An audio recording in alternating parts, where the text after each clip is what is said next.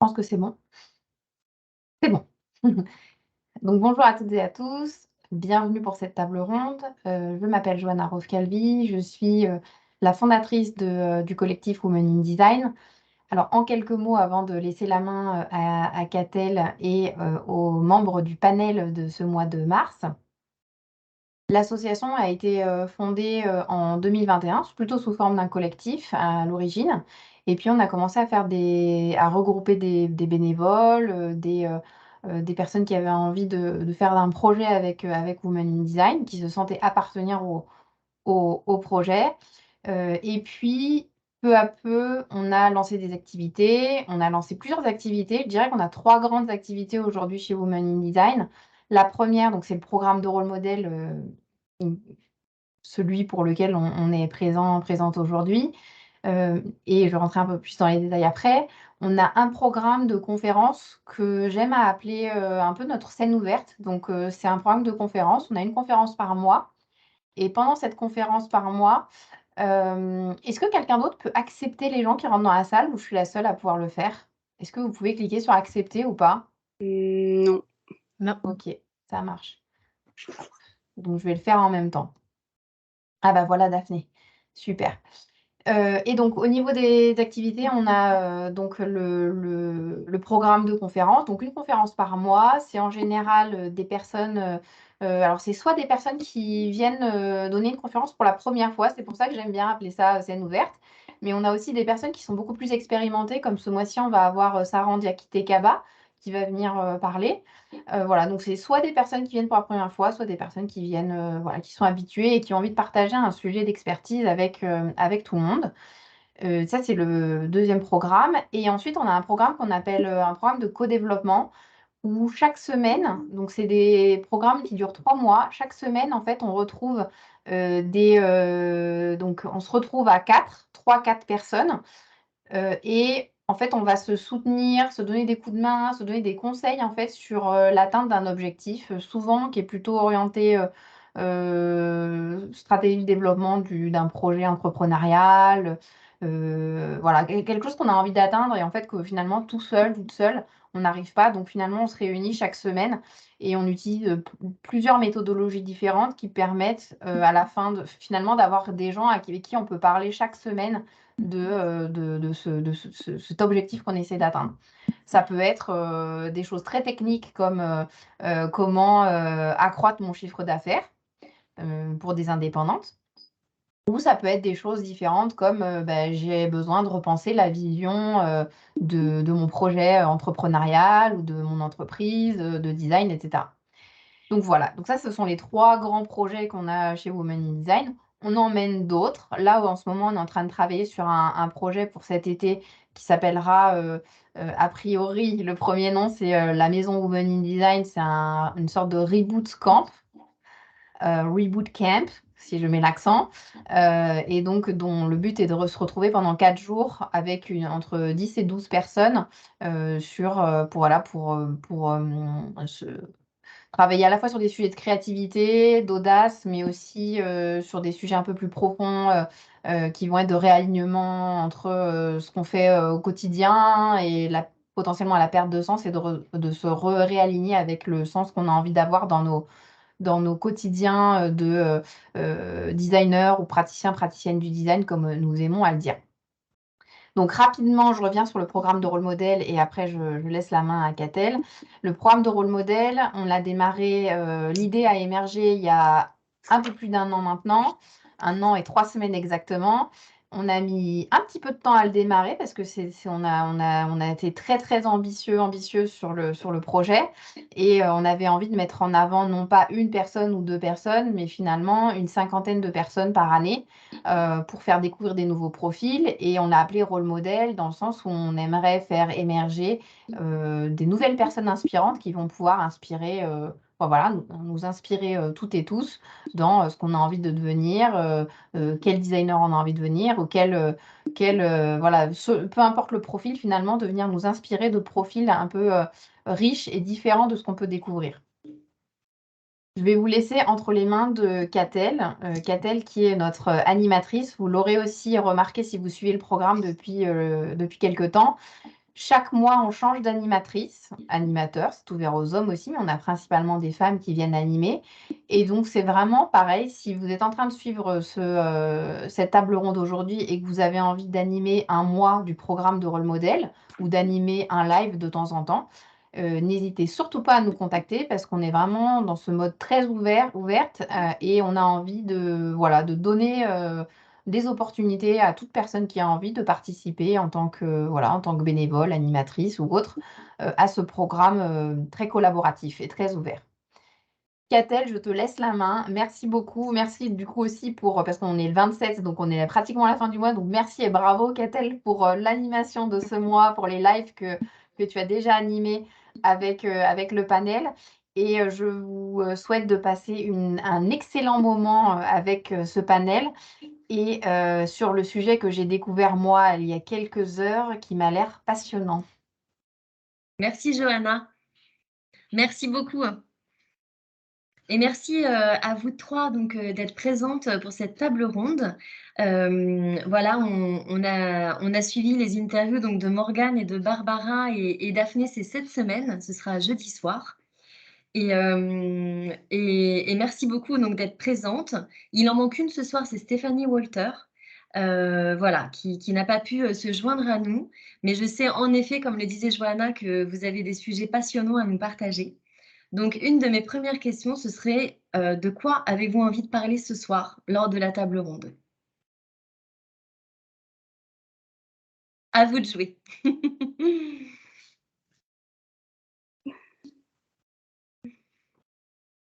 Qui veut se lancer dans le débat? Je sais que vous avez un sujet qui sera vraiment le fil rouge en fait de la discussion ce soir, qui va durer à peu près 1 heure et un sujet passionnant parce qu'en fait, voilà, il amène plein d'autres sujets également, passionnants. Donc voilà, je vous invite à nous le partager. Et alors, vas-y, qui se lance? Tu veux y aller, Barbara? Non, juste pour introduire, il me semble que le sujet choisi, c'est l'assertivité. Je vais peut-être vous laisser Morgane et Daphné commencer, étant donné que vous avez, je pense, un coup d'avance sur le thème lié à notre entrevue de la dernière fois à laquelle je n'ai pas pu assister. Mais c'est un thème que j'ai trouvé, auquel je me rallie et que je trouve passionnant. Donc, Allez, je vais faire l'exercice. Sachant que, bon, j'imagine que le but d'une table ronde, c'est aussi d'échanger avec les gens qui sont là. Donc, n'hésitez pas si vous avez des sujets ou des choses, ou des idées qui viennent, ou si ça vous évoque des choses, à les partager dans le chat. Je pense à la raison pour laquelle on a choisi accessibilité, c'est parce qu'en brainstormant et en essayant de trouver un sujet, puisque l'idée, c'était d'avoir un fil conducteur, c'était difficile de pas soit tomber dans le cliché ou soit choisir un truc tellement vaste qu'en fait, ça peut tout couvrir. Et on s'est dit, peut-être aussi du fait qu'on a des profils très différents et aussi international, parce que Daphné, elle est connectée d'Équateur, je crois, moi de Londres. Barbara, toi de Paris? France? du sud-ouest, et puis j'ai un c'est pied en Afrique aussi. Donc, Du coup, on s'est dit, bah, ce qui pouvait être intéressant, vu qu'on comparait aussi notre expérience internationale, c'est, comment on fait pour se mettre en avant, parler de nos convictions, de nos idées, mais sans empiéter sur, les autres. Et ce qui en gros est l'assertivité, hein, c'est comment, bah, voilà, défendre son morceau, qu'on appelle ça, de bœuf, là, de beefsteak. Je sais plus l'expression française, mais ça fait trop longtemps que je suis plus en France. Mais voilà, sans forcément aller au clash et sans forcément, voilà, tout voir comme un conflit. Et encore une fois, bon, je sais pas si c'est à cause du l'ambiance actuelle, on va dire, mais ça change aussi en fonction des pays, en fonction des cultures, et donc on s'est dit que finalement, il y avait pas mal de sujets qu'on pouvait, mettre, dans ce thème-là. Exactement. Et alors du coup, vraiment l'objectif de la table ronde, c'est que moi, je vous laisserai en effet débattre et comme tu le disais si bien, Morgane, s'il y a des personnes qui nous regardent, qui veulent intervenir et vous poser des questions, c'est avec plaisir. Ça fait vraiment partie du débat. Et voilà, donc moi, je suis vraiment là. Je vous poserai bien sûr 2-3 questions pour animer ce débat, mais vous avez vraiment carte blanche sur la façon après dont vous avez envie de le mener. Et je sais qu'il y avait plusieurs thématiques qui se dégageaient de cette thématique-là principale. Tu l'as dit, il y a la culture, etc. Donc voilà, je vous laisse vraiment lancer ça. Et je pense qu'en effet, sur cette thématique-là, vous avez pas mal de choses à dire en fonction de vos expériences et des pays dans lesquels aussi vous travaillez. Comme tu le disais très bien, ça change aussi la donne, je pense, aussi dans vos métiers, par rapport à la place de la femme, par rapport aux prises de décision, par rapport à pas mal de choses. Est-ce que tu veux peut-être continuer, toi, Daphné, parce que c'est vrai que toi, tu es connectée de l'Équateur. Est-ce que, voilà, qu'est-ce que tu peux nous dire justement sur ce sujet et pourquoi tu as envie de le partager avec Morgane et Barbara ce soir? Le sujet de l'assertivité, comme tel, bah, comme Morgane était en train de le commenter comme introduction, et c'est vrai que je pense que ce qui nous rapproche un peu au niveau design en général, quelles que soient nos pratiques, c'est que, mine de rien, il y a toujours un but de communiquer, de négocier les choses pour avoir un impact. Alors, dans le cadre de Barbara, et Barbara, tu vas me corriger si jamais je dis des bêtises, hein, parce que je sais qu'on commence à se rencontrer tout juste. Dans le cadre de Barbara, il y a vraiment ce process d'interagir avec un public, j'imagine, dans un autre but. Dans le cadre de la conception de produits, d'espace, il y a aussi un but de faciliter la vie des gens, d'avoir un impact positif sur la vie des gens. Donc, du coup, cet impact positif, faut forcément, en général, c'est pas une seule personne qui va le créer sans l'aide de profils multidisciplinaires. Et du coup, bah, c'est un thème qui est hyper intéressant parce qu'en gros, de ce que je vois moi dans mon quotidien, c'est vraiment de la négociation quotidienne, de la priorisation quotidienne. Enfin, c'est pareil. Alors peut-être comme Morgane, si je transforme des mots en frangnol un peu mal fait, parce que je vis pareil à l'étranger depuis pas mal de temps, je m'excuse d'avance. Mais du coup, il y a vraiment ce but de pouvoir se communiquer avec des acteurs clés pour prendre de meilleures décisions, pour vraiment avoir l'impact qu'on souhaite en termes d'objectifs projets, d'impact sur la vie des personnes pour qui on conçoit ces produits, ces espaces, etc., que ce soit digital ou pas digital, hein. Donc, c'est vraiment un objectif clé de notre travail, et c'est pas forcément quelque chose qu'on apprend dans les masters, dans les certifications, etc. C'est vraiment, je pense que c'est l'expertise qu'on peut acquérir au fur et à mesure d'années de travail, de gestion de stakeholders, d'équipes projets, etc., qui fait en sorte qu'on puisse vraiment créer un impact grâce à ces techniques de communication.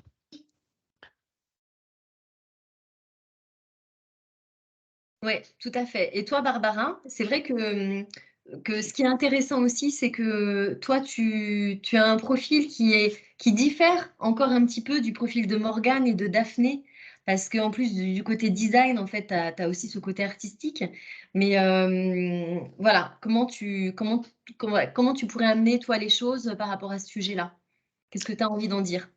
Oui, alors en effet, je suis d'accord avec Daphné sur le fait que c'est pas quelque chose qu'on apprend à l'école et c'est vraiment l'école de la vie plutôt qui va nous mener à apprendre ça, l'expérience. Donc là, on parle dans le domaine professionnel et justement, je pense que la question en tant que femme dans le monde professionnel, elle est encore plus importante parce que dans notre éducation de femmes en général, on a appris un peu à se faire petite et donc souvent à accepter plus facilement les idées d'autrui, à pas, comment dire, on n'a pas forcément autant de facilité à la base à exprimer ses idées aisément quand on sort de l'école, par exemple, parce qu'en tant que femme, on a appris à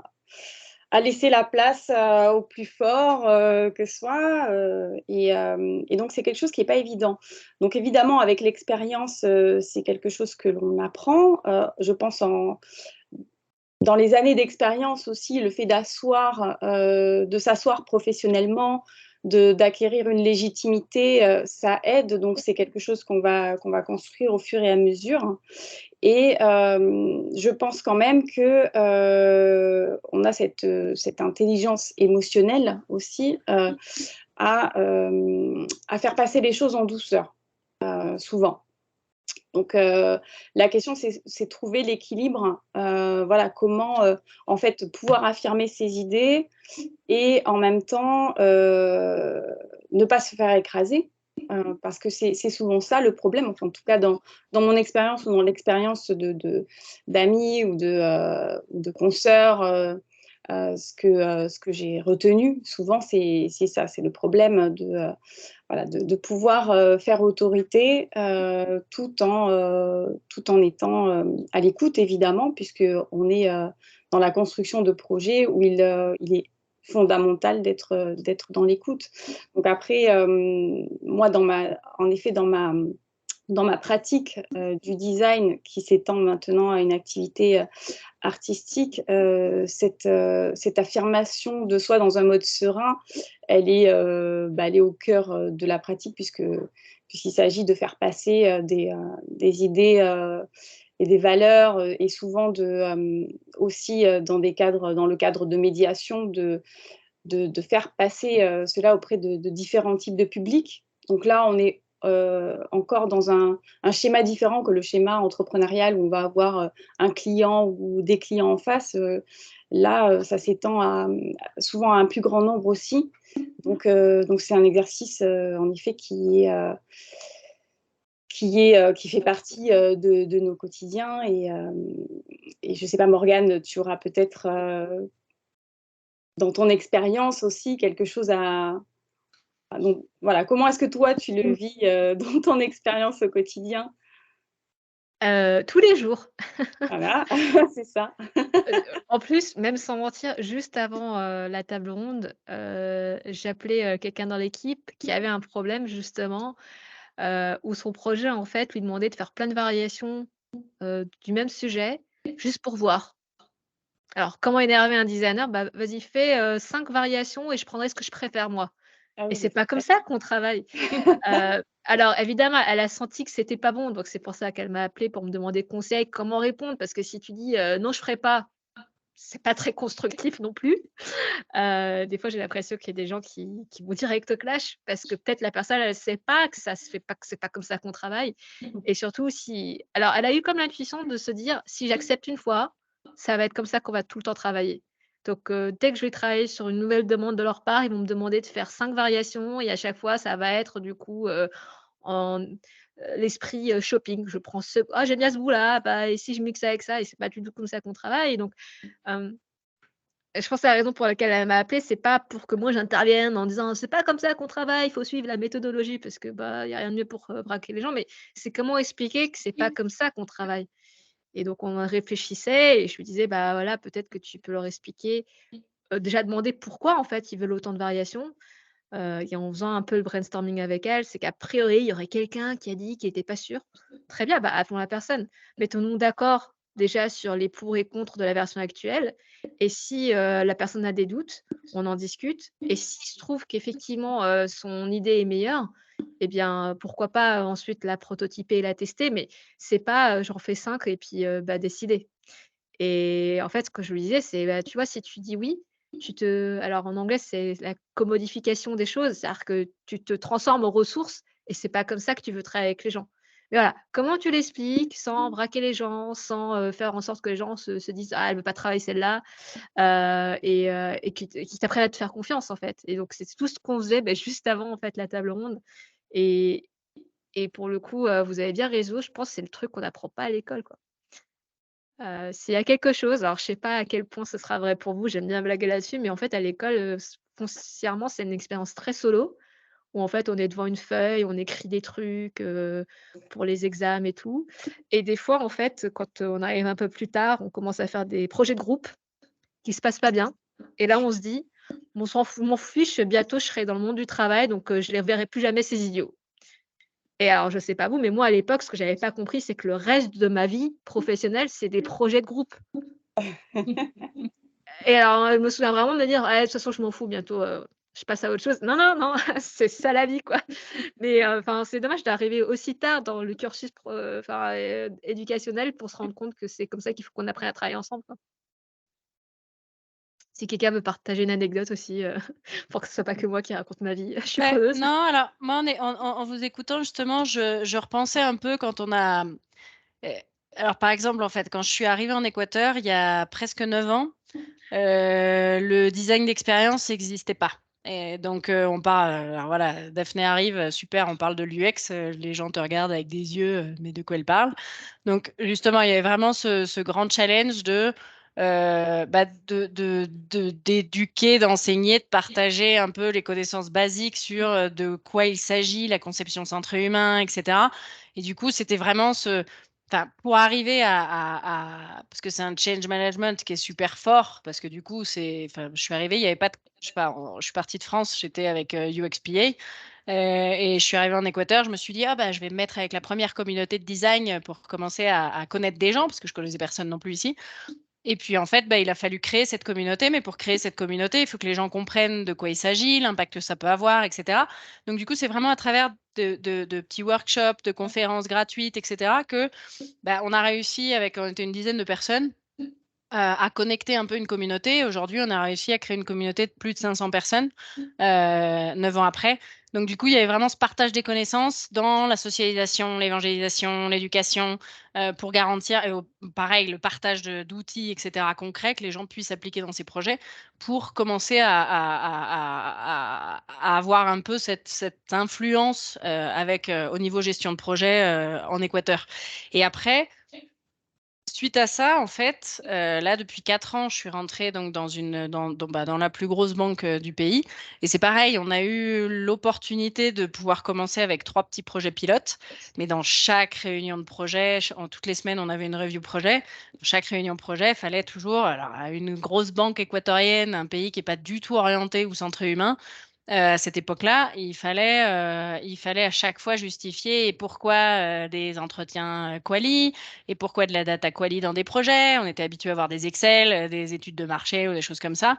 Et donc, c'était de la négociation perpétuelle, de la justification, de la démonstration pour que les gens voient qu'on puisse prendre des petites décisions petit à petit en créant un impact positif autant sur l'efficience qu'on peut avoir comme équipe projet que l'impact business qu'on peut avoir aussi grâce à cette méthode de conception. Mais du coup, c'est vrai que c'était énormément de techniques, garantir que les équipes, parce que pareil, au début, les designers étaient très juniors, vu qu'il n'y a pas de formation professionnelle dans ce domaine-là en Équateur. Maintenant, on a la chance d'avoir accès à des formations en ligne, etc., qui se sont énormément développées. Mais du coup, on avait des équipes assez juniors et plus on est junior, plus on sort d'école, moins on sait négocier ce genre de choses, moins on sait justifier ce genre de choses, et puis aller un peu les batailler pour dire, bah attends, moi je suis en train de faire ce travail-là de cette manière-là, la valeur ajoutée, c'est celle-ci. Donc, c'est vraiment un travail au corps de convaincre les équipes projets, les stakeholders, etc. Et c'est vrai que du coup, c'était intéressant parce que du coup, nous, on développait même des petites réunions, des petites synchros avec les équipes de conception. Au début, il y avait juste 6 designers pour standardiser un peu les questions fréquentes qu'on avait dans les reviews projets, qui étaient au final toujours les mêmes, de pourquoi tant d'utilisateurs, pourquoi cette data quali et pas une enquête, des choses comme ça. Un peu les trucs très basiques au début. Et donc, on faisait un peu des questions fréquentes qui nous permettaient d'avoir un standard de réponse face à que ce soit le CEO de la boîte, les vice-présidents ou les équipes projets qui puissent être des back-end, des front-end, des QA, peu importe, ou des gens du business, peu importe le profil, pouvoir un peu avoir ce standard de réponse. Et puis aussi garantir ce que tu disais, Barbara, il y a le côté aussi, il faut le but, c'est pas de parler d'expert à expert conception centrée humain, sinon garantir que on parle expert, on se positionne comme expert, on sait justifier et sustenter un peu les choses, mais d'autre part, on sait empathiser avec avoir cette empathie avec la personne qu'on a en face de nous selon son profil. Parce que si je commence à lui parler avec des termes qu'il ne va pas comprendre, c'est comme si moi, on me parlait avec des personnes qui gèrent les risques financiers ou des avocats, etc. Bah, je n'ai pas le même discours, bien évidemment. Il faut bien sûr adapter un peu ce discours-là aussi. Bien sûr, et puis des fois, ce qui se passe aussi, c'est qu'on se heurte, quand on travaille à l'étranger notamment, il y a aussi l'impact de la culture locale. Et ça, c'est quelque chose avec laquelle il faut composer. Moi, je vois par exemple avec mon expérience en Afrique, évidemment, les codes ne sont pas les mêmes. Donc, en tant que personne plus jeune, par exemple, par rapport à un aîné, en tant que femme par rapport à un homme, il faut toujours adopter un positionnement et respecter ce positionnement. On ne peut pas aller de manière frontale parce que les codes culturels sont très prégnants et que si on marche dessus, en fait, c'est très mal perçu et du coup, c'est contre-productif. Donc, c'est aussi savoir s'adapter, en fait, un peu à la manière d'un caméléon. Et ce qui est compliqué, justement, c'est dans cette adaptation de savoir faire sans heurter, en même temps sans trop se heurter parce qu'on se sent en dessous, parce qu'on est plus jeune que l'aîné, parce qu'on est plus femme que l'homme, enfin. Donc, c'est composé avec tous ces paramètres de manière fine et avec intelligence pour pouvoir, se faire entendre. Donc, ça passe par des façons qui changent en fait et qui diffèrent en fonction des interlocuteurs et en fonction de l'histoire culturelle de la personne qu'on a en face en fait. Ouais, et puis ce point culturel, en plus, c'est vraiment quelque chose que vous avez en commun toutes les trois de manière différente. Donc, je trouve que c'est intéressant que tu en parles, Barbara. Je pense que toi, Morgane, avec toi qui es à Londres, j'imagine aussi que tu peux voir des différences avec la France aussi, par exemple, dans les relations et dans les prises de position en tant que femme designer, peut-être. Ah oui, mais on est séparés par la Manche, mais ouh!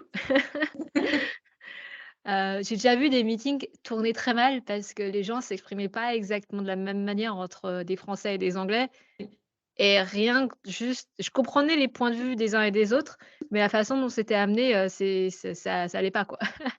Peut-être je vais donner un exemple parce que, c'est peut-être un peu, théorique comme ça. Je me souviens d'un meeting où, donc quelqu'un présentait quelque chose et il y a le Français qui fait: «Ouais, bah, en fait, moi personnellement, je suis pas sûr, je pense que blablabla» et donc lui, le «moi personnellement, je», c'est vraiment plus pour, atténuer qu'il avait sorti ça en disant: «Bah, mon opinion, c'est ça». L'anglais était foudrage parce qu'en anglais, c'est «I personally, I think», ça c'est une super emphase, en fait, et donc en fait, il se dit: «Mais pourquoi il derail mon meeting? Pourquoi il a dit ça?» et c'était 2 intentions complètement différentes. Alors, et en plus, à Londres, dans l'équipe, on a plein de nationalités. Alors rien qu'entre français, anglais, voilà, il y a de quoi, pas se comprendre. Ben, ouais, là pareil, hem, j'ai souri tout à l'heure, quand Barbara t'a parlé de la position de la femme parce que j'ai une sud-coréenne, enfin j'ai des sud-coréennes dans l'équipe qui me disaient qu'en fait, elles disent des trucs en anglais qu'elles pourraient juste pas du tout dire en coréen. Et alors du coup, je me suis dit: «Tiens, ah là là, la langue te» Ah, parce qu'en français, on Morgane, on t'a ouais, perdu? ça a Ah, coupé. ah, Ah mince, il y a eu un c'est bon, petit c'est bug. revenu. Tout va bien. c'est bon. OK, je suis revenue. Oui, c'est bon. Ouais, donc je disais, bah, alors disons que ça ferait quoi si tu switches entre français, qui est ultra direct et les commentaires, les négatifs feedback, on sait les faire, versus, tu vois, des langues où, tu dois plus, bah, être, en sous-entendu et expliquer les choses. Et même moi, en fait, je sais parce que chaque année, quand j'ai des nouveaux, j'essaie de leur demander à quel point je peux être direct avec eux. Donc je fais un peu, tu sais, comme dans les jeux vidéo sur une échelle de 0 à 10. 0 c'est pas direct, 10 c'est direct. Tu veux que je sois où? Bah, en fait, en général, les Français, ils sont là: «Non, vas-y, c'est direct, j'ai pas envie que tu tournes autour du pot et cetera» et j'ai quand même des gens qui me disent: «Bon, pas trop direct quand même parce que c'est violent». Et j'ai des gens qui disent: «Non, mais si tu y vas pas direct, moi, je vais pas comprendre. Je vais juste pas comprendre que tu es en train de me dire quelque chose» et fondamentalement, je pense qu'il y a plein de fois où il y a des gens qui essayent t'impliquer, de dire quelque chose et les autres, ils captent pas les signaux et pouf, ça part, voilà. Donc non, c'est très marrant à observer et j'essaie de faire attention, mais je suis quand même aussi victime sans doute de fait d'aller, trop directement aux choses des fois. Donc moi, prendre le téléphone, appeler quelqu'un parce qu'un truc me va pas, c'est pas un souci et des fois, c'est pas comme ça qu'il faut faire. Oui, il y a quelque chose aussi qui est, comment dire?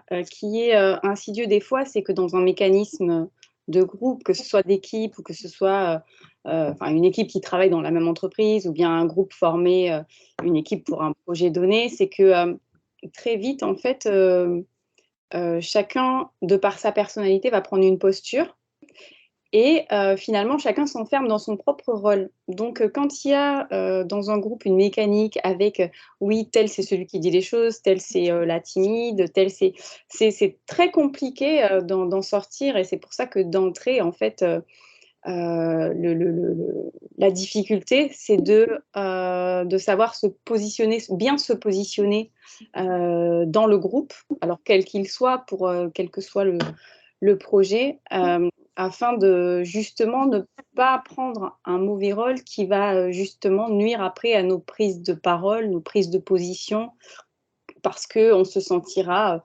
soit, illégitime, soit écrasé, soit, enfin voilà. Ça c'est quelque chose, c'est une chose à laquelle il faut veiller aussi, dans des mécaniques à plusieurs voilà, de savoir, sortir d'un rôle des fois qui est enfoui en nous, parce qu'on va se réfugier vers, ce que l'on pense être ou ce que l'on pense ne pas être et voilà et si j'ai un conseil à donner, c'est celui-ci d'être vigilant sur ça et d'oser aussi des fois sortir du rôle qu'on s'est donné. C'est-à-dire qu'un groupe avec, des personnalités attitrées, bah, peut très bien être mouvant, peut très bien être, repensé, rebousculé et les choses ne sont jamais, figées, contrairement à ce qu'on a tendance, à croire et à subir souvent. Et pour complémenter un peu là, enfin, ce que je vous écoutais partager, je pense qu'il y a aussi le côté et je pense que ça s'applique vraiment, que ça soit dans le personnel, le social ou le professionnel. C'est quelles sont les règles du jeu, enfin, quels sont les accords qu'on établit. J'ai adoré ta question, Morgane, d'une échelle de 1 à 10, comment est-ce que je peux être direct avec toi? Je la répliquerai avec les nouvelles personnes qui entrent dans l'équipe. Parce que ben justement, moi, j'ai eu ce choc des cultures quand j'ai commencé à travailler en Équateur. Typiquement parce que, bon, déjà, au début, je suis arrivée sans parler espagnol, donc je percutais pas du tout la finesse du langage, et cetera, enfin, l'impact un peu linguistique sur le comportement culturel. Et petit à petit, en fait, en apprenant la langue, il y avait des moments où je me disais: «Mais pourquoi est-ce que les gens se disent pas les choses?» Parce que alors après, c'est aussi parce qu'on est dans la Sierra, on est dans les Andes, donc sur la côte, c'est un comportement très, très différent. C'est beaucoup plus direct. Mais dans les Andes, c'est vrai que c'est très, autour du pot, on veut pas aller directement, on veut pas faire de peine à l'autre, alors qu'on est dans le professionnel et c'est vraiment enfin, l'idée, c'est pas de se juger, hein, c'est vraiment de pouvoir s'améliorer de façon continue.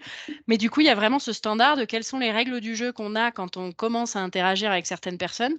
Et typiquement, c'est vrai que moi, quand j'ai commencé dans la banque, j'ai eu un surnom un peu trash, très cliché de la France qui était la guillotine, parce que dans des revues projets, bah, j'allais être très, très direct face à enfin, que ce soit un one-one avec une personne, une review projet avec 10 stakeholders qui est le CEO à côté ou n'importe qui.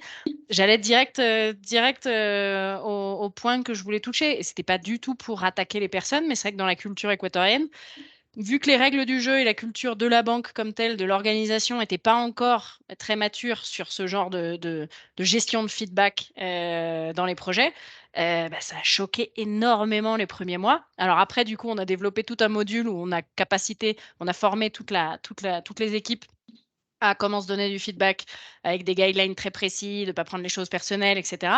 Et autant de le donner que de le recevoir et comment est-ce qu'on fait un plan d'action en fonction pour améliorer, etc. Tant au niveau compétences professionnelles, soft skills, hard skills, que tant bien amélioration continue des projets. Et du coup, aujourd'hui, c'est génial parce que tout le monde va directement au point qu'on veut toucher, etc. Enfin, on perd plus de temps à faire le tour des choses ou à parler avec 10 personnes avant de pouvoir arriver à la personne clé du projet, et cetera. Parce que du coup, c'était vraiment enfin, fallait apprendre, à naviguer. Ouais, incroyable ce surnom, ouais, c'était pas très, très positif comme surnom. Alors après, on en rigolait beaucoup. C'était pas, mais c'est vrai que on l'a tourné très vite en blague. Et aujourd'hui, ce surnom n'est plus, donc c'est chouette. Mais du coup, c'est vrai que c'était d'un surnom en entrant dans une boîte, c'est devenu une culture organisationnelle en fait. Et c'est génial parce que ça a énormément évolué. Et c'est vrai que c'est intéressant parce qu'en gros, dans la culture organisationnelle en Équateur ou la culture professionnelle en Équateur, c'est pas quelque chose qu'on voit énormément. Il y a peu de boîtes qui sont vraiment, orientées sur le feedback transparent, sur l'amélioration continue, et cetera. Donc ça a été super riche et après mais du coup, voilà, j'en reviens vraiment à quels sont les codes de communication qu'on établit avec les parties, et puis du coup, bah, ouais, les standards de c'est quoi les règles du jeu de l'espace. Alors ça, on le fait dans les ateliers, dans les review projets, dans les quelques réunions qu'on va avoir, que ce soit présentielles, ou virtuelles. On va toujours avoir ces règles du jeu de l'espace pour vraiment garantir que tout le monde soit OK avec comment est-ce qu'on fonctionne, comment est-ce qu'on va se communiquer, etc. Et autre chose qui m'a beaucoup aidée au début, parce que je parlais pas espagnol aussi avancé que maintenant, enfin bien sûr, j'ai été en apprenant comme ça pendant toutes les années, c'est d'implémenter aussi, en fait, de ce que je connaissais avec les méthodes d'idéation, qui est le sketching, la transmission d'idées par le dessin. En fait, on l'a appliqué dans toutes les réunions. C'est-à-dire que quand on a conçu le centre digital, où on a commencé la transformation digitale de la banque il y a 4 ans, on a mis tous les murs en tableau blanc. On a plein de tableaux blancs mobiles partout. Toutes les tables sont tableau blanc aussi. Et en fait, du coup, on a vraiment créé cette culture de souvent, on communique mal, que ce soit homme, femme, n'importe qui, parce que entre ce que je te dis, ce que tu comprends, ce que l'autre interprète, etc., on se revoit une semaine plus tard et puis on n'a pas du tout avancé ensemble. On a chacun avancé un peu avec son point de vue séparé. Et du coup, le fait d'utiliser cette technique de sketching que moi j'utilisais énormément dans les ateliers de co-création et d'idéation, de la transférer en fait à tous les espaces de travail présentiels ou numériques, enfin, virtuels, du coup, ça nous a aidé énormément parce que même s'il y avait des barrières de langage ou quoi que ce soit au début, ou pareil, enfin, des barrières de langage, des barrières d'expertise aussi, parce que c'est un domaine vraiment très nouveau pour le pays, pour la banque, etc. Ça nous a permis de communiquer et de pouvoir vraiment avancer, d'avoir un impact et puis des synergies beaucoup plus intéressantes entre les équipes. Parce que du coup, un dessin, ça ne s'interprète pas d'autant de manières que des mots. Et du coup, moi, j'ai adoré vraiment utiliser cette technique dans le quotidien. Et du coup, voilà, ouais, j'ai une table à côté de moi, j'ai des notes dessus, il y a des murs partout, il y a des notes dessus, des dessins, etc. Et du coup, c'est génial parce que c'est pareil. Ah bah viens, on a une réunion. Là, tout à l'heure, ce qu'on me disait quand je suis arrivée ce matin, regarde Daphné, on a eu cette réunion-là la semaine dernière, mais c'est un peu compliqué, on a encore un problème à résoudre, etc. On montre le schéma. À 5 heures ce soir, on a une réunion pareille pour itérer ce schéma-là qui est dessiné sur un tableau dans le centre digital. Et du coup, c'est top parce que c'est vraiment, ça nous permet de transmettre, de communiquer de meilleure manière. Et puis, ce qui est rigolo aujourd'hui, c'est qu'on voit que tout le C-level de la banque est en train de se faire installer petit à petit. Parce qu'on va transformer comme ça, c'est une très très grosse banque et on transforme toutes les aires petit à petit. Et du coup, de plus en plus de gérants, de VP, d'autres COE. Par exemple, moi, je gère le COE d'expérience, il y a le COE de sécurité, il y a le COE agile, il y a le COE de process, il y a plein de centres d'expertise comme ça qui existent dans la banque. Et tous, en fait, sont en train de reconcevoir leurs espaces avec cette technique de sketching. Donc, c'est hyper intéressant. Je suis allée chercher ce bouquin. Je ne sais pas si vous le connaissez. Pas lu encore, mais si je l'avais dans le Ah, radar. je recommande. Je crois que j'avais vu un workshop. Donc, Erin Meyer, je crois qu'elle est elle est américaine et maintenant elle est prof en France, mais elle a travaillé vraiment partout, en Afrique, en Asie, etc. Et donc, elle a écrit un bouquin sur les différents axes. Par exemple, est-ce qu'on est plutôt dans le feedback direct ou indirect? Est-ce que, on est plutôt, individualiste ou, en pensée groupe?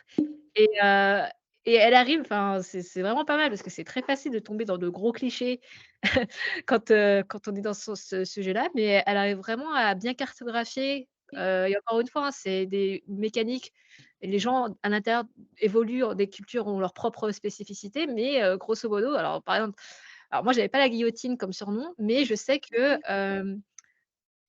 j'ai, par exemple, les gens dans mon équipe qui sont plutôt, anglais, qui m'ont dit une fois que je donnais pas assez de compliments.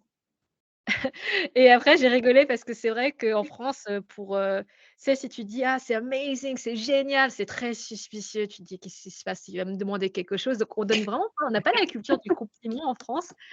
Parce que je me souviens, la première fois que j'ai fait ne serait-ce que des podcasts où genre aux États-Unis, les gens te font un compliment, je savais pas quoi dire, parce que c'est tellement pas habituel. Donc j'étais là sans voix et j'étais bien gênée, alors qu'eux là-bas, il y a pas de souci. Et après je me suis dit: «Ah mais c'est vrai qu'en fait, tu sais quand tu fais des reviews, tu dis tout ce qui va pas, tu vite fait tu dis ce qui va, mais en fait il y a pas» voilà, c'est une façon de faire différente. Donc ils m'ont dit, j'étais pas consciente de ça. Après j'ai lu ce bouquin-là et ça m'a un peu, aussi, ouvert les yeux sur plein d'autres aspects.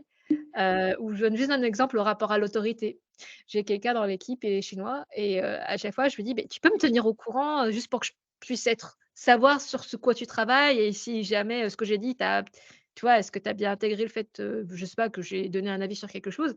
Et un jour, il m'a dit: «Beh, c'est normal, tu es la boss, bien sûr que oui, j'ai intégré». Et j'ai fait: «Ah, c'est pas français ça». Tu vois, quand tu gères des Français, il faut bien expliquer le pourquoi du comment et ils vont poser des questions et cetera. Tandis que, ouais, le rapport à la hiérarchie, c'est très différent de quand tu dis un truc. Moi, j'aurais toujours tendance à surexpliquer parce que je viens de France, mais c'est pas toujours le cas. Une fois, il y avait un Brésilien dans le bureau, dans l'avion, j'étais assise à côté de lui, qui me disait: «Ah là là, j'ai des Français à gérer, c'est les plus pénibles, faut toujours tout expliquer, ils peuvent pas juste prendre l'ordre et aller le faire». Et je fais: «Beh, c'est normal, non? Tu leur demandes de faire un truc, il faut que tu expliques pourquoi». Bref, donc tout ça pour dire que voilà, on a tous des mécaniques très différentes et je trouve que le travail d'Erin est vraiment pas mal sur, un peu mettre en lumière tout ça. Mais même au sein d'un même pays, hein, même en France, moi je suis originaire du Sud-Ouest et dans les entreprises avec lesquelles j'ai pu travailler ou avec lesquelles je travaille encore, que ce soit des entreprises basées localement en Aquitaine par exemple, ou dans le Sud-Ouest, ou que ce soit des entreprises parisiennes ou ailleurs, c'est pas la même façon de communiquer aussi. C'est vrai que dans le Sud-Ouest, on est très il y a un côté un peu jovial, un peu plus direct justement, un peu plus, peut-être un rapport, en tout cas dans mon expérience, un rapport un peu plus, horizontal et avec une facilité, au niveau de la relation. Quelque chose qui est, un peu plus, oui, un peu plus dans la simplicité en fait. Quelque chose que j'ai moins connu avec, des entreprises, parisiennes ou du côté de Reims par exemple où, les choses sont un peu plus codifiées, on n'échange pas de la même manière, on est beaucoup moins, proches, il y a une sorte de barrière, il y a moins ce côté proximité, que l'on peut avoir dans le Sud-Ouest. Donc même au sein d'un même pays, en fait, parce qu'on parle de cultures, différentes, de pays différents, mais même dans un même pays, c'est un peu ce que tu disais, Daphné, tout à l'heure aussi, quand tu parlais, de la région où tu te trouves et voilà et la côte où c'est différent. C'est vrai que tous ces codes-là, il faut toujours les inclure et rouler avec, quoi. Mmh. Et je pense que c'est ça peut-être le point d'attention à avoir aujourd'hui parce que souvent et après on va dire dans les réseaux sociaux, forcément, hein, faut un peu condenser, il faut que les gens cliquent. Je trouve qu'on a un peu toujours enfin, on a un peu tendance à simplifier les choses et à essayer de donner quelques, formules magiques et l'assertivité, ça va pas forcément, bah, voilà, faut que tu te mettes en avant, faut que tu hausses le ton, faut que tu parles comme un homme, tu vois? C'est pourquoi pas, peut-être, mais il y a peut-être d'autres façons de faire et peut-être ça va être contre-productif et oui et même au sein d'une boîte, hein. Moi, je peux dire, je suis dans un grand groupe, des fois, je me pose et je me dis: «On n'est pas la même entreprise». C'est juste pas du tout les mêmes façons de faire les réunions, de faire les projets, de structurer les projets, ça n'a rien à voir. Des fois, j'ai vraiment l'impression de collaborer avec une boîte externe. Donc voilà, je pense que peut-être le conseil à donner, c'est vraiment de bien observer, de comprendre comment les codes et peut-être, voilà, passer plus de temps à étudier les gens avec qui on travaille que forcément lire les choses en dehors parce que ça va toujours être modulé en fonction de la, culture locale de l'entreprise, du pays ou de la région, quoi. Bien sûr.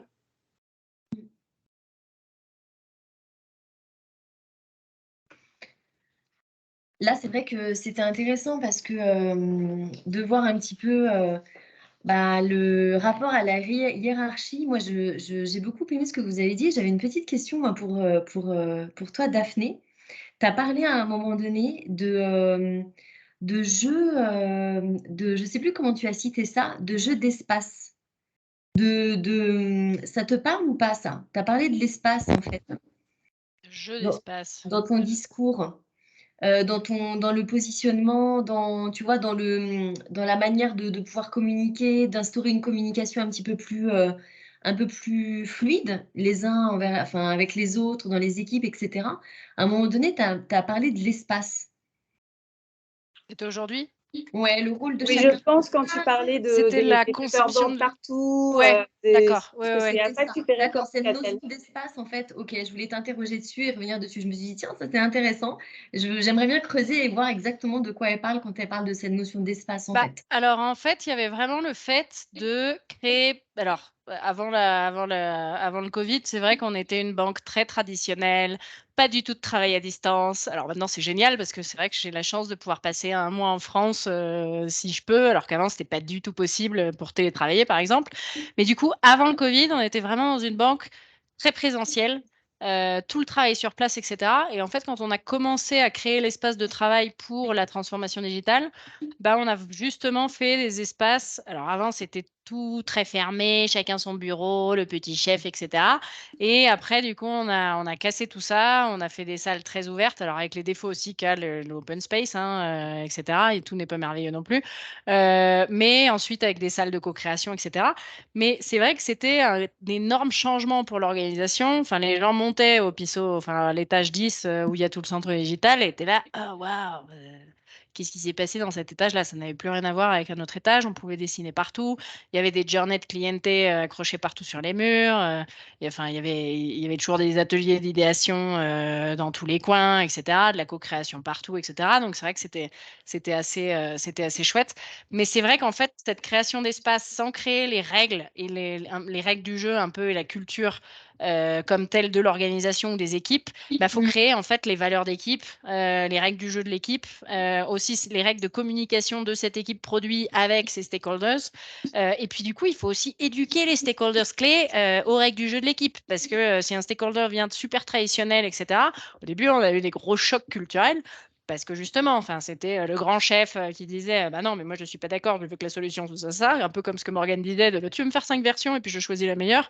Bah non, parce que du coup, moi je te dis, regarde, avec la data quali et quanti qu'on a, de la data client, de la data process, de la data business, on arrive à te dire que la priorité, elle doit être par là. Et du coup, on prend les décisions de manière plus autonome. Mais dans une banque très traditionnelle, très hiérarchique, très top-down, comme prise de décision, comme c'était avant, ça choquait complètement. Donc, c'est vrai que c'était hyper intéressant de changer ça. Et après, comme tu disais, Morgane, à l'instant, il y a ce côté, nous, on est la plus grosse banque d'Équateur. L'Équateur, c'est 18 millions de personnes. Nous, notre banque, c'est 5 millions de clients. Après, cette banque-là, elle fait partie d'un groupe de plus de 25 entreprises dans 6 pays, 6 ou 7 pays. C'est pareil. Il y a d'autres banques, il y a des entreprises de construction, des entreprises d'assurance, il y a plein d'entreprises différentes. Et régulièrement, on a des touch points où on va voir comment est-ce qu'on peut, quelque chose qui a marché en Équateur, le faire en Colombie, au Panama, l'Espagne aussi, etc. Ou pareil avec des projets aux US ou quoi. Et c'est vrai que encore une fois, si les règles du jeu sont pas les mêmes et les standards sont pas les mêmes entre les équipes, super l'apprentissage partagé d'Équateur vers un autre pays ou de l'autre pays vers l'Équateur, mais ça va pas s'implémenter de la même manière, ça va pas marcher de la même manière ou des choses comme ça. Donc il y a vraiment ces critères-là à prendre en compte pour vraiment faire évoluer les choses et garantir que ce soit pas juste une réunion de je te raconte mon expérience et puis après il n'y a pas de plan d'action et il se passe rien. Parce que c'est le gros échec aussi au niveau prise de décision et communication. C'est-à-dire que sinon, on reste vraiment dans j'ai été, comme ce que tu disais au niveau du livre, que j'ai pas encore lu, mais qui m'intéresse vraiment, vu ta description, il y a ce côté, je te donne mon information, et puis après, en fait, mon information, elle ne sert à rien. On ne crée pas de connaissances nouvelles, on n'implémente rien du tout, on n'évolue pas. Donc c'est juste de moi à toi, et puis ça m'intéresse pas du tout de voir comment est-ce qu'on co-crée ensuite ou comment est-ce qu'on évolue ensuite. Donc c'est vrai que c'est hyper intéressant. Ouais, c'est ça. Et en effet, le terme que tu avais employé, c'était les règles du jeu, les règles de jeu, les règles du jeu de l'espace, en fait. C'était ça le terme. Ouais. Et alors moi, j'ai une petite question à vous poser. Est-ce que vous auriez justement chacune d'entre vous une anecdote que vous pourriez, que vous aimeriez partager en lien justement avec cette notion d'assertivité dans votre carrière, dans ce que vous avez pu vivre, quelque chose vraiment qui vous a marqué, qui vous a permis peut-être de vous développer, qui a été un passage peut-être initiatique pour vous, quelque chose d'important en tout cas.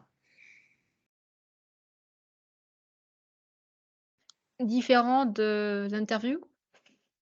On peut recycler.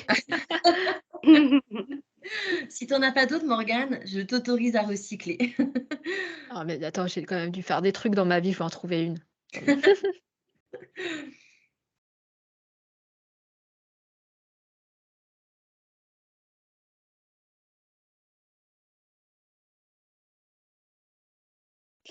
Moi, une anecdote, alors bon, j'essaie de trouver un lien avec le thème, mais ce qui me vient en tête tout de suite, en termes d'expérience récente, c'est une résidence artistique que j'ai faite à Banjul Station au Cameroun en 2021, dans laquelle j'étais donc. C'est un centre d'art qui a été créé par l'artiste Barthélemy Togo et qui accueille régulièrement des artistes du monde entier. Et là, j'étais donc en période de résidence avec 3 autres artistes camerounais, un vidéaste et 2 artistes plasticiens, et donc Barthélemy Togo, qui est le maître des lieux.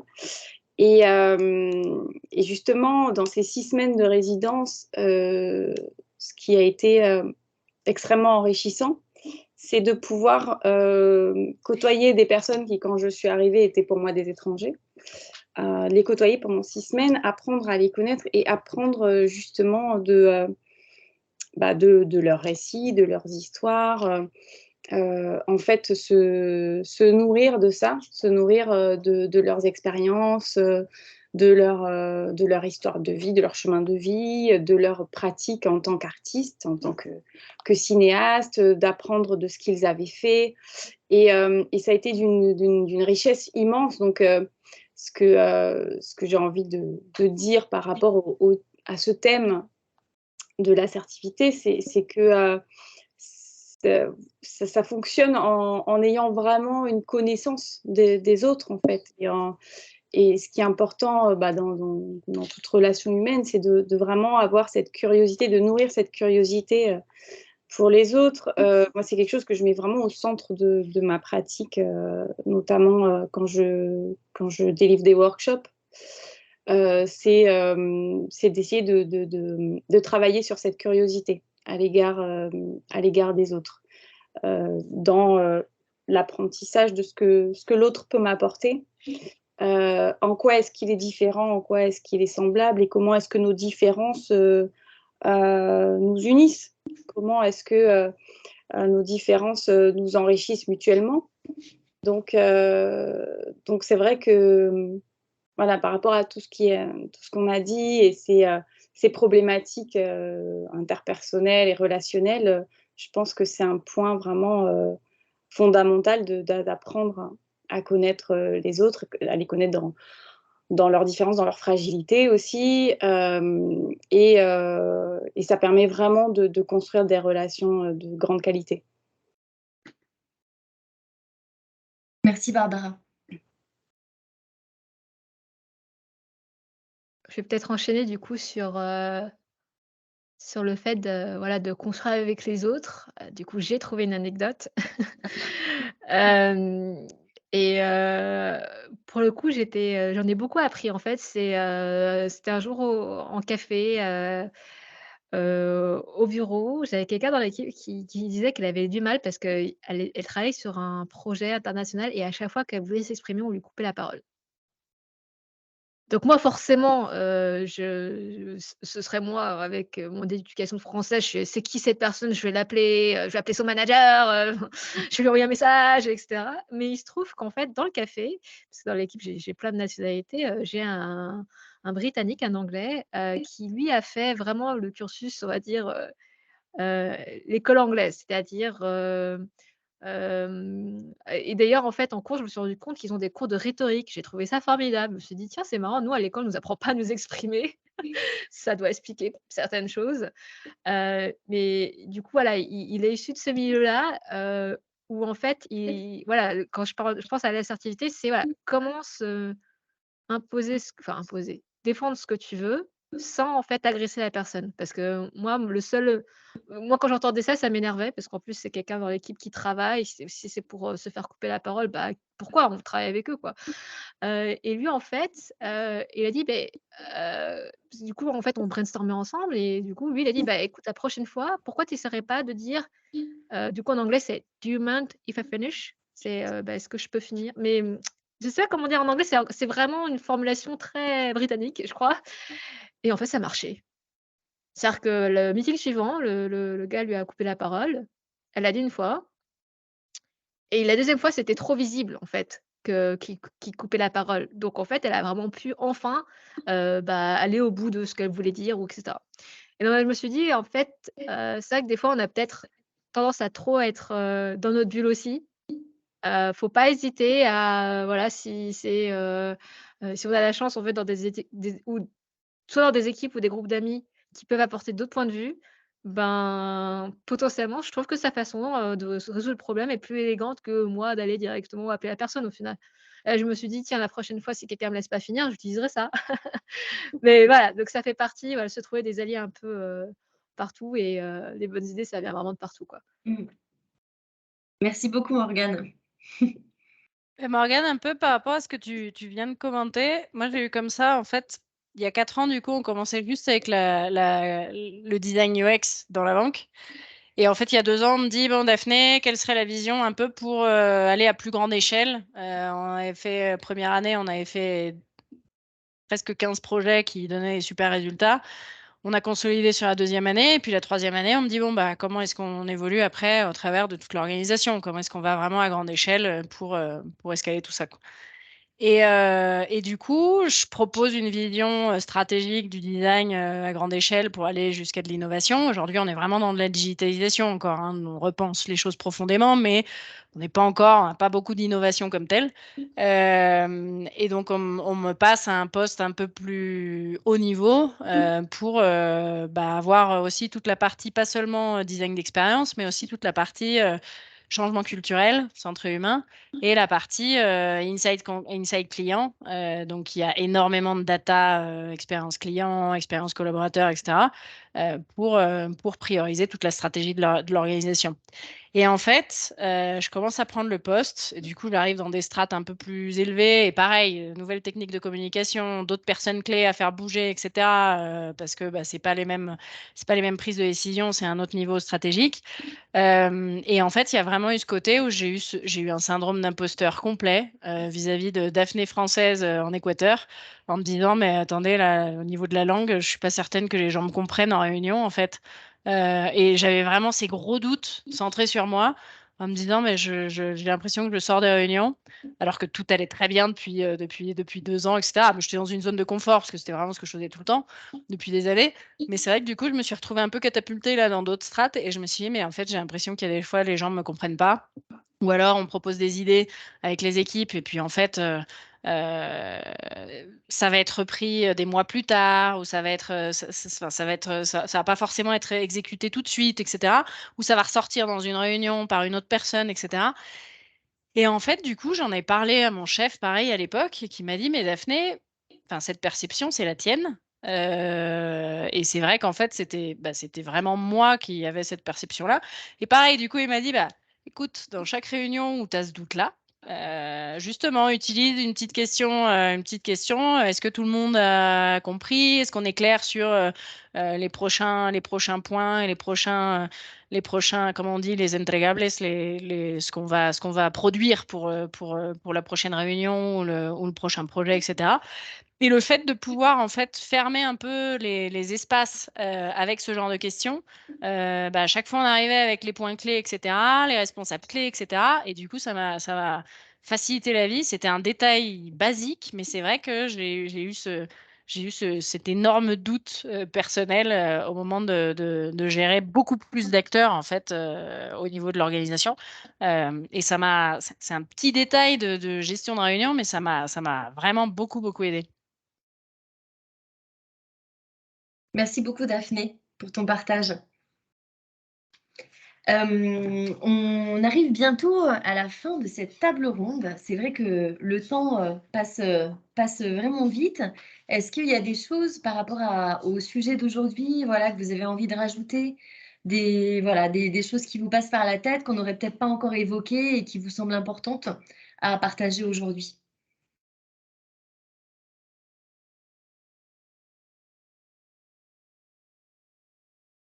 On a déjà beaucoup Non, parlé. ouais. Alors là, moi, je suis un peu à sec.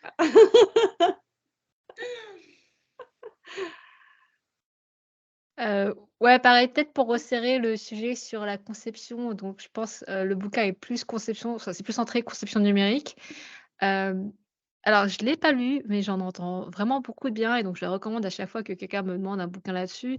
Il y a un bouquin qui s'appelle Articulating Design Decisions, donc articuler, en gros franglissme, les décisions design. Je crois que ça s'appelle Tom Griever, je crois, qui justement explique comment, donc encore une fois, hein, c'est très centré, conception, numérique, mais qui explique comment, voilà, comment on gère un meeting, comment on gère les points de vue différents, comment on rédige un email pour qu'il soit percutant et donc ça fait partie des choses qui peut aussi aider, je pense, pour les personnes qui veulent, plus creuser ce sujet. Après, c'est vrai que nous, en fait, on travaille énormément parce qu'avant, on était, comme je disais, on était vraiment une banque très traditionnelle, très orientée sur l'efficience et les résultats business. Un énorme changement qu'on recommande maintenant avec tous les profils qu'on recherche, c'est de pas forcément chercher les alors ça dépend bien sûr, si je suis en train de recruter des avocats ou des experts en risque, financiers, ou en cybersécurité et cetera, c'est certains profils au niveau hard skills et soft skills. Mais c'est vrai que de manière générale, tout le front office et tout le back office qui gère tant la relation client interne qu'externe, en fait, on pousse énormément à se repenser au niveau des softs. C'est-à-dire que, avant, à chaque fois, on évaluait les gens sur, le hard, sur des cas pratiques et cetera, pour le recrutement ou sur, par exemple, toutes les personnes qui travaillent parce qu'en Équateur, on a énormément de cash encore. C'est un grand challenge, ça, de réduire l'usage du cash, dans le pays. Mais du coup, il y a énormément de gens qui vont encore dans les agences, en physique et cetera. Donc il y a une quantité de gens qui gèrent, en caisse, les clients. Il y a des millions de transactions, à gérer en caisse et cetera. Donc c'est vrai qu'avant, chaque fois, c'était au chronomètre. «Ah là là, ils sont super bons parce qu'ils sont super rapides». Peut-être qu'il était mal aimable possible et cetera. Donc maintenant, c'est vrai qu'il y a vraiment nous repenser de façon très profonde au niveau soft, autant back et front selon les différents experts qui peuvent travailler dans la banque. Dans le sens où, ouais, être beaucoup plus humain dans la manière dont je m'adresse aux gens, être beaucoup plus servicial aussi dans la manière dont je m'adresse aux gens et puis vraiment autant au niveau pas que le front office qui attend le client, qui s'occupe du client final, sinon aussi, comment est-ce que je m'occupe et je résous les problèmes du client à l'interne? Parce qu'avant, c'était vraiment, on était les experts du process avec 10 checkpoints, avec chacun, tu as signé le papier, c'est imprimé, tu le passes à l'autre. Et puis ça durait 3 semaines, 30 jours, etc. Donc c'est vrai qu'il y a vraiment ce gros changement culturel au niveau soft skills. Et c'est un effort énorme parce que ça veut dire qu'on doit recruter différemment, on doit évaluer les gens différemment. Dans la gestion des feedbacks, etc., de façon continue, on doit aussi dire aux gens comment développer ce leadership à l'interne, etc. Et c'est super riche. Mais c'est vrai que voilà, on peut aussi se toper avec des problèmes des personnalités qui peuvent avoir des égos, qui peuvent être des experts de malades, qu'on apporte de toute l'Amérique latine, etc. Parce qu'on recrute pareil dans toute l'Amérique latine maintenant. Mais se retrouver confronté avec des égos qui sont impossibles à gérer en gestion de projet parce que du coup, ça va être des égos démesurés qui pensent seulement à la qualité de leur produit final, sans forcément penser à comment est-ce que vraiment je pense de façon collective, collaborative, serviciale pour vraiment résoudre les problèmes autant à l'interne qu'à l'externe. de manière générale, je pense qu'il y a... Ce qui est positif, c'est qu'il y a quand même une vraie évolution par rapport à ça. Quand tu parles, Daphné, du fait que vous recherchez plus les softs, j'ai l'impression que c'est vraiment une tendance actuelle et plus qu'une tendance, c'est une évolution logique en fait. Le fait de mettre les valeurs les plus importantes sur l'humain dans l'entreprise et puis par extension sur différents types de projets. Je pense que ça, c'est un vrai progrès parce qu'on s'est rendu compte aussi des limites d'un processus juste destiné à la simple productivité et qui atteint ses limites. Et heureusement qu'on se rend compte que les valeurs humaines sont fondamentales pour pouvoir avancer, pour pouvoir faire société, pour pouvoir créer, co-créer. Et donc ça, c'est plutôt une évolution positive. Il ne faut pas tout voir en noir, parce que c'est vrai que souvent, on a un tableau de l'ère actuelle qui est un peu flippant, mais dans tout ça, il y a quand même de bonnes choses, quoi. Et ça en fait partie. Je pense, si ça vous va à toutes, qu'on pourrait terminer sur cette note très positive. Merci Barbara. Le mot de la fin, ouais. Le mot de la fin, très positif. Est-ce que vous avez autre chose peut-être à ajouter par rapport à ce débat ou Impossible après Barbara, je pense que... c'est le mot, reste là-dessus. Pareil. La même chose. Non, un énorme merci pour l'espace. Vraiment, enfin, moi, je trouve ça génial là, de pouvoir partager ce genre de discussion avec la communauté. Un énorme merci à Ecatel pour toute cette logistique, cette organisation, parce que je sais que c'est un travail de longue haleine qui va se dérouler sur toute l'année comme tel. Et du coup, c'est vrai que je pense qu'on est tous confrontés aux mêmes problématiques à différentes échelles. Et le fait de créer vraiment des espaces de partage comme ça, c'est, moi j'adore parce que du coup, ça nous permet vraiment de pouvoir apprendre de contextes différents, d'expertises différentes. Et puis au final, en général, on doit appliquer à peu près les mêmes choses en les adaptant au contexte et aux humains auxquels on est avec qui on collabore. Donc je trouve ça très très riche. Un grand merci. Ouais, merci Catel et merci Women in Design pour cet espace. Ouais. C'était chouette, merci beaucoup. Je vous remercie toutes les trois. Je pense, en tout cas, j'espère que tout le monde a autant aimé que moi ce débat que vous avez mené là depuis une heure environ. Et puis, toi, Daphné, on se retrouve cette semaine, la semaine Ne prochaine. tromperai pas d'heure. Et ouais, et en live jeudi prochain, justement, toutes les deux pendant une demi-heure sur Instagram. Je vous remercie énormément. Génial. Et voilà, c'était un grand plaisir en tout cas de vous écouter. Le sujet était passionnant. Je pense que voilà, on a tellement de choses à dire sur ce genre de sujet. Merci pour vos anecdotes aussi. Et j'espère que voilà, vos conseils et les références de livres aussi, merci Morgane. On les repartagera aussi, voilà, vont aider beaucoup de monde. Et au plaisir de repartager avec vous, donc au sein de la communauté Women in Design. Et je vous souhaite une excellente soirée, comme à tous ceux et toutes celles qui nous écoutent ce soir. Je vous dis à très bientôt et très bonne soirée. Un grand merci. Bye. Au revoir.